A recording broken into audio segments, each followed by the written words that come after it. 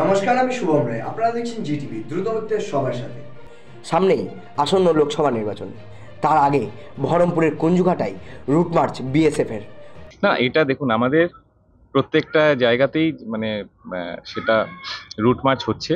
Already 10টা company তো আমাদের জেলাতে আছেই।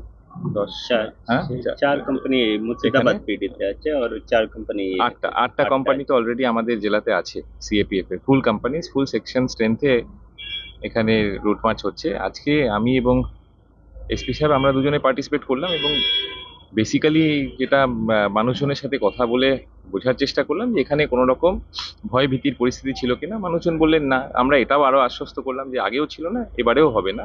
নির্ভয়ে, নিশ্চিন্তে এবং শান্তিপূর্ণভাবে মানুষ ভোট দেবেন। এটাই মানে গণতন্ত্রের কাম্য এবং এটাই হবে। না, এখন আমরা সেরকম স্পেসিফিক কোনো কমপ্লেন পাইনি।